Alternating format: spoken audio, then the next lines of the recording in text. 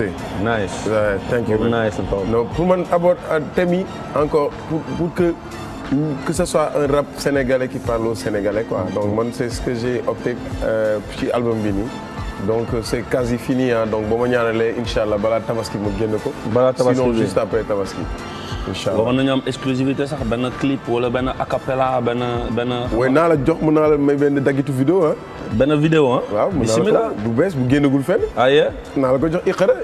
ñu jël vidéo bi kon jël ba mel ñu jël daggitu vidéo. Ah word.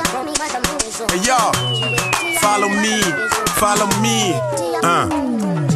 Yàlla def ci nit kenn du ko dindi mu mel ni borom Touba gen borom Ndindi déglul ma fat boy mu di la gindi bu dul wax nga dégg yow nga xool bindi li mu def ci man bari na duma ko lim boo xoolee ci man xool ñeneen ñi doo ko miim sant naa la got yow ci ni ma def ci benn album rek nga def ma chef ci rajo bi chef ci télé bi chef ci biir game bi chef ci suma kër cër ci biir game bi cër ci biir nit ñi cër ci biir néeg bi cër ci biir xel yi oh maa la sant bi ma defee kuy ji mënoon naa nekk keneen ki ñuy ji oh yeah jàngal leen ci man for God's sake jàngal leen ci man lu yàlla def noonu la jàngal leen ci man FAT jàngal leen ci man winner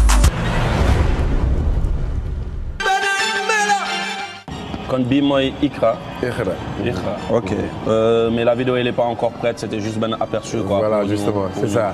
Moi il y a que single radio bi tamit ou bien? Moi single radio bi aussi en même temps. Okay. C'est pour dire qu'en fait dama bëgg bàyyi mu am image yu mais son yu ma def ci album bi yëpp ay son yu vraiment yu nekk quasi à cheval entre le mbalax et le rap. Mais qui quand même reste dans le contexte, dans le groove hip-hop quoi. Que je demande à ce que ñu bàyyi def clin d'œil. Ba comme ngénte bi la mel. Ngénte bi la mel lu ci bëri quoi. Parce que bu mel comme ngénte bi rek man bëgguma. Yow xam nga ma sax waaw. Mbalax dee na mbalax dee na. Mais quand même di nuyu Aïda Samb. Ah ak Pape Diouf. ñaar ñooñu du mu leen mës a clash. waaw salaam tamit dootuma ko clash. non salaam dafa may rusloo en fait. saa ma gisee na nga def. ñaanal xam nga damay déplané wu quoi. loolu tax moment bi may def xam nga mbalax dee na ci scène bi. damay xaw a xam nga ma ne non salaam jeex na. salaam Aïda Samb. ñoom ñëpp dañuy existé. Pape Diouf. non c'est fini. ah waay ñooñu moom du ma leen clashé. mais rey mbalax ci town bi sax mooy jafe si. waaw dina métti mais xam nga rek foog ñuy rêvé tuuti tamit quoi. déggoo ci sound bi ngénte maa ngi ciy wax loolu maa ngi naan nit mënul judd te kenn judduwul ñi ku ñu judd rek. ngénte nañ la te bu ñu la ngénte boo deful lànk. sabar man njaago laa man ay mbalaxu njaago la. mais sabar rek la. manquage man mbalaxu manquage la ñu doon defal. Mais en tout cas, franchement, ça fait plaisir. Au moins, on a vu un aperçu de ton prochain album. Yeah. T'es très spirituel. Pas trop, hein? Pas très. Non, pas très. Soumane est très spirituel, moi. On te connaît beaucoup dans la prière. On te connaît beaucoup d'Ar, tu vois. On te voit côté Boboulaï voir spiritualité, tu vois. Moi, ce côté un peu caché de Fata, cette face cachée. Je sais que beaucoup de gens mais man dem koy gis waxtu julli xam nga fu ñu fekk soit ñu ngi ci waxtaan nanani Fata day taxaw julli lu muy julli ñëw yeggali xam nga c'est que bandi nga quoi bandi nga en fait bandi nga waaw bon moi je trouve que ci yooyu la ñuy xamee nante yi quoi pour man nante yi level boobu la mais nante yi léegi bon dañ koy ñàkkante ci xam nga ay bagages xam nga léegi nit ñi ni ñuy jugé nit ñi loolu moo graaw ci àdduna quoi man je suis contre ça bëgguma di estimer nit parce que dafa am xaalis bëgguma di estimer nit parce que man dama bëgg nga raw ma jàng alxuraan nga gën ma bëgg diine graawul mais et puis defal yëfu àdduna nag quoi parce que on n'est pas des prophètes dañuy ay def bakkaar def yëfu nit rek quoi comme mais man daal xam naa ni bu ma gisee nit kuy def ay bakkaar ba pare di def jaamu yàlla parallèlement dama naan kii nante la parce que si on te dit que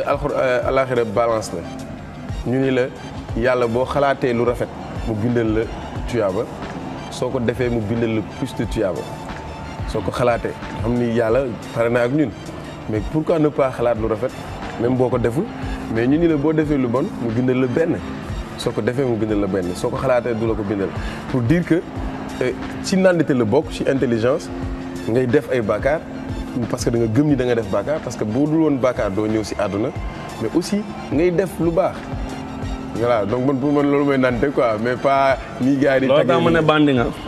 loolu tax ma ne bandi nga. El Presidente in the house. On va aller au studio. Parce que comme ni ñu ko defee dañu am benn thématique ci maanaam première saison wu beneen melo mooy don de sang. dañu gis ne nit yi bokkul ci seen aada bokkul ci seen on va dire culture. di maye deret. alors que les hôpitaux en ont besoin. Les malades en ont besoin. Donc ñun hip hop bi. comme xam nga rek réew mi moom saa bu soxlaa moom hip hop ba moo fi nekk mais hip hop bu soxlaa réew mi du gis kenn. mais quand même on va continuer un peu sur cette lancée. di sensibiliser nit yi. pour ñu def un peu don de sang demoon nañu studio Fata en studio. la thématique c'était don de sang ñu won ko gars yi comme ça ñu ñëwaat. Let's go.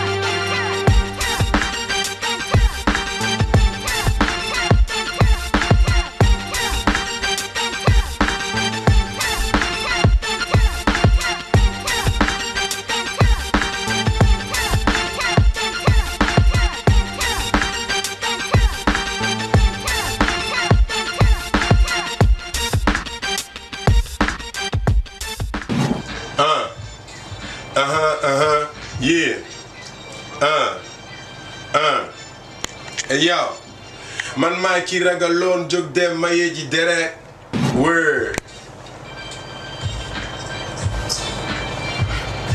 man maa ki ragaloon jóg dem maye ji deret ndeke yoo moo gën gaaw di xel bàyyi xel si ñi tëdd ak ñi ko soxla dëgg bañ a jàpp ni da nga wër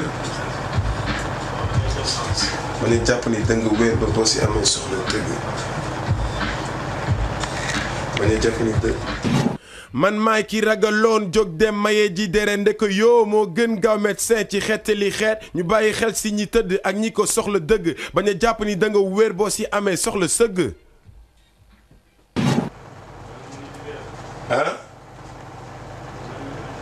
am na tuuti hésitation ba ma dugalaat ko man maay ki ragaloon jóg dem maye ji dere ndek yoo moo gën gaaw médecin ci xeetali xeet ñu bàyyi xel si ñi tëdd ak ñi ko soxla dëgg bañ a jàpp ni da nga wér boo si amee soxla sëgg man maay ki ragaloon jóg dem maye ji dere ndek yoo moo gën gaaw médecin ci xeetali xeet ñu bàyyi xel si ñi tëdd ak ñi ko soxla dëgg bañ a jàpp ni da nga wér boo si amee soxla sëgg cool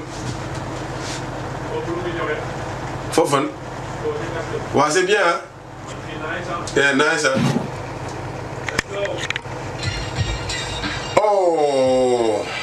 Oh, man maay ki ragaloon jóg dem maye ji ndek yoom ci xeetali xeet ñu bàyyi xel si ñi tëdd ak ñi ko soxla dëgg da nga wér boo si amul soxla sëgg yoo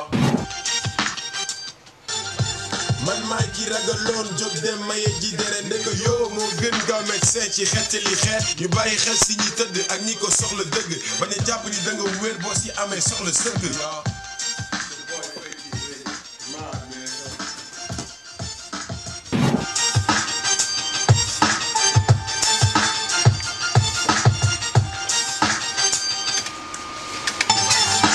man maay ki ragaloon jóg dem maye ji dere ndek yoo moo gën gaaw médecin ci xeetali xeet ñu bàyyi xel si ñi tëdd ak ñi ko soxla dëgg bañ a jàpp ni da nga wér boo si amee soxla sëgg yoo man maay ki ragaloon jóg dem maye ji dere ndek yoo moo gën gaaw médecin ci xeetali xeet ñu bàyyi xel si ñi tëdd ak ñi ko soxla dëgg bañ a jàpp ni da nga wér boo si amee soxla sëgg yoo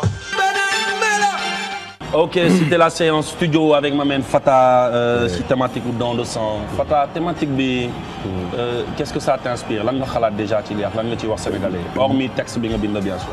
Bon en fait man déjà dama naan dama mosoon am benn copine en fait. bu ma doon soxna la tudd quoi. muy dëkk côté Ouest Foire ci yooyu la doon liggéey quoi mais. dafa toog ba yàgg rek inscrire woon ma si affaire bi pour ma war a dem defi ko quoi. moo tax boo gisee ni ma siy bindee bi nga ko waxee rek dama inspiré parce que dama ne loolu laay bindu quoi parce que dama daw quoi parce que dama ragaloon xam nga léegi daf may woo suba teel ma wax ma programme bi jour bi ba affaire bi jege si ma fay sama téléphone tëdd quoi dama ragaloon quoi mais ni ma abordé waatee mooy jàppal ni yaa ngi joxe dund quoi yaa ngi dundal nit buy waaj a dee quoi juste ak muy waaj a dee quoi donc mu nekk loo xamante ni après daf ma inspiré moo tax aussi dama ci couplet bi damay wax rapidement si ni ma ko ragalee woon ak ndeke njëriñ bi mu jox keneen koo xamante ni mi ngi dund donc finalement j'investis une vie j'investis beneen life et beneen avenir la quoi donc je pense que à l'avenir il faut que nit ñi di dem di toog di dem di def yooyu j'ai vu ci Facebook kilifa la xam nga Facebook la xam nga am na fu ma gis kilifa wala journal je sais pas fu ma ko gis temps yii quoi ñu wane ni mi ngi doon maye deret c'est des choses qui sont très nobles et que j'invite à ce que tout le monde fasse la même chose parce que dund di dem rek alors que mu leer na ni dañuy gas la suul nga joxe sa yaram bi asaka da si baax c'est clair